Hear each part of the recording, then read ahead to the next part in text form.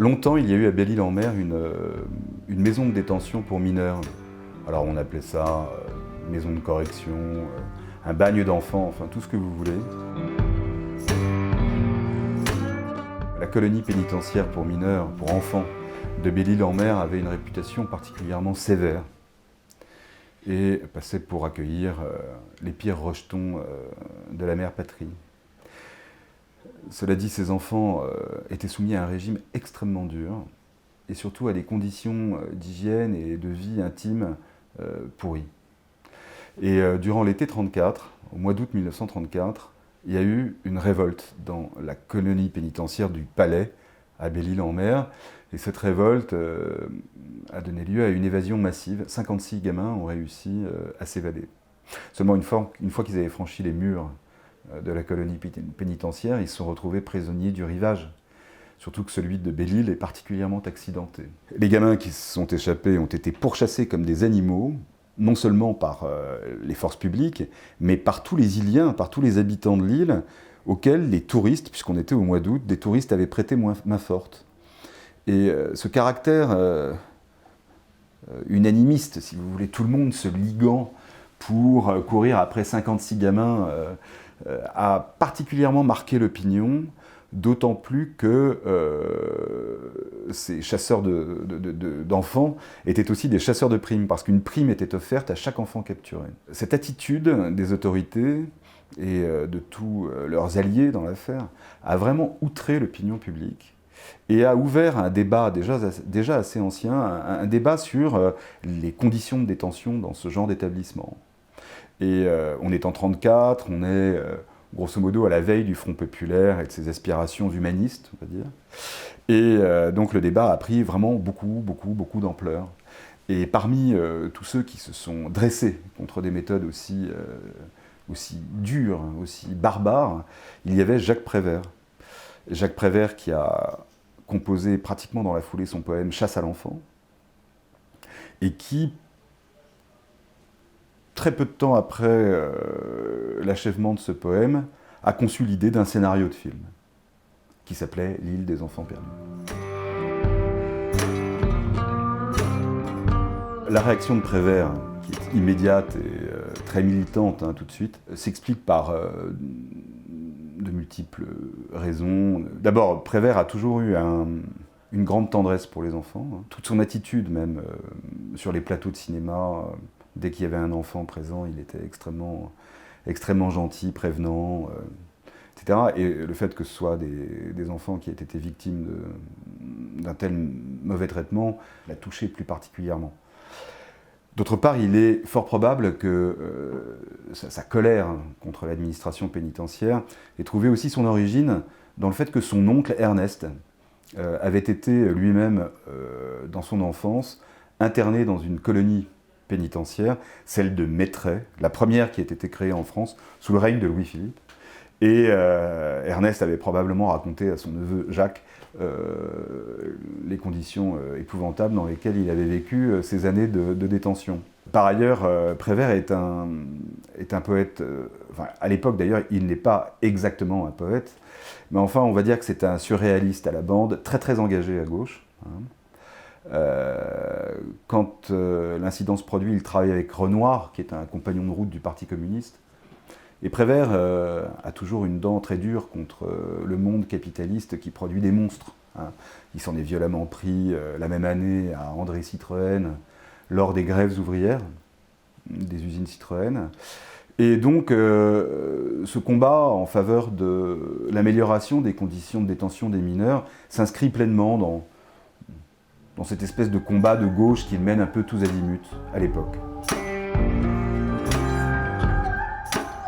Je connais bien le cinéma de l'âge d'or, parce que je suis un grand admirateur de Renoir, de Carnet, de Julien Duvivier, qui sont vraiment des réalisateurs que j'admire énormément, parce que le cinéma était encore très écrit, que les dialogues étaient encore très écrits, et que c'était un tour de force de jouer, quand on était acteur, de tels dialogues. Ce qui m'intéresse particulièrement dans le cinéma d'après-guerre, moi, et là c'est l'historien en fait que ça a saisi aux tripes, c'est que, très paradoxalement, le cinéma français est presque sorti renforcé des années d'occupation.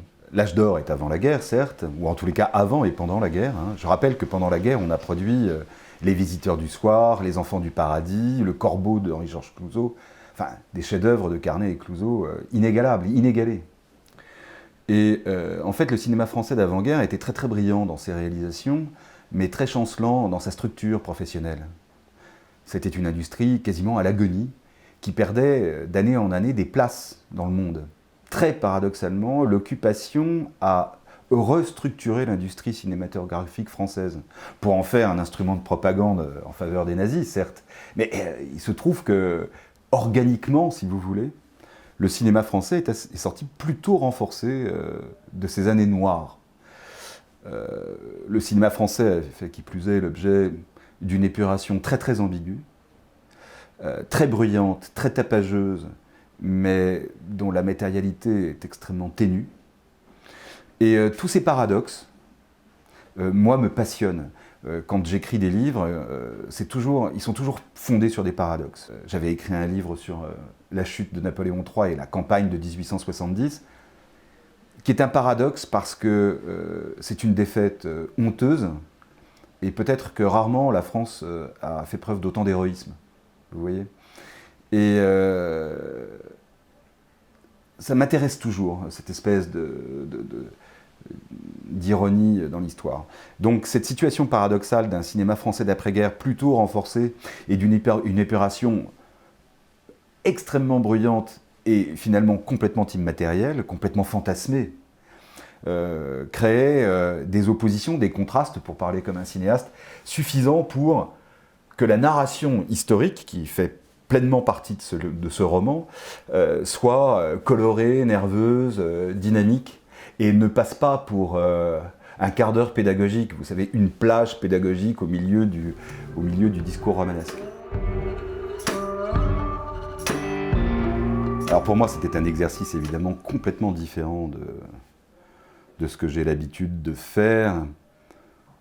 Ça n'est pas du tout un récit historique, c'est véritablement une enquête romancée qui plus est, dont tous les acteurs sont authentiques, mais dont la plupart des dialogues sont fictifs. Et donc évidemment, c'est un travail tout à fait différent. Et ce qu'il y avait d'intéressant, et ce qui moi m'amuse là encore, c'est d'opposer un récit linéaire historique au passé à un compte-rendu d'enquête au présent, où je me mets moi-même en scène, du reste. Je mets en scène d'ailleurs des moments assez intimes de ma vie, que je mélange à ce que je glane comme information, puisque, quand même, et c'est très important de le dire, c'est que le film auquel Prévert a pensé après la révolte des enfants de Belle-Île-en-Mer n'a jamais été achevé.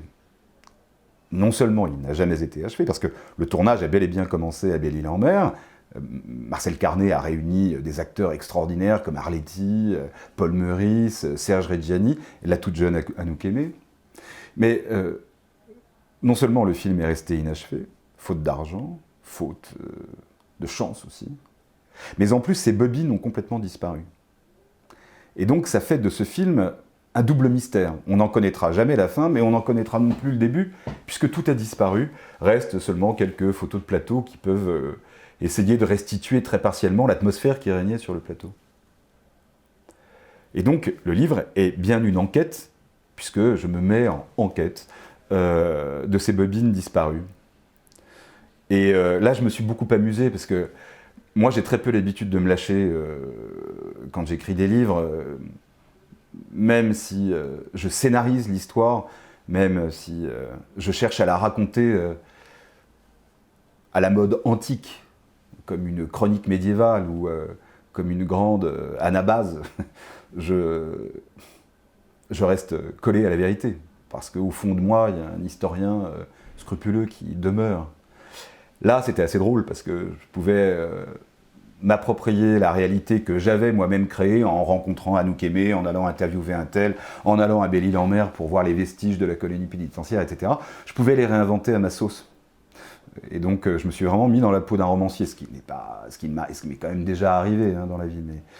Mais là, c'était très amusant de passer d'un registre à l'autre et et de créer donc un rythme et une structure très très particulière à ce livre. Plus on se crée de barrières, de rails, plus on dispose d'obstacles sur le parcours, et plus c'est amusant parce que ça vous oblige à trouver des solutions. Moi j'aime bien les mécaniques assez sophistiquées, donc j'étais très content.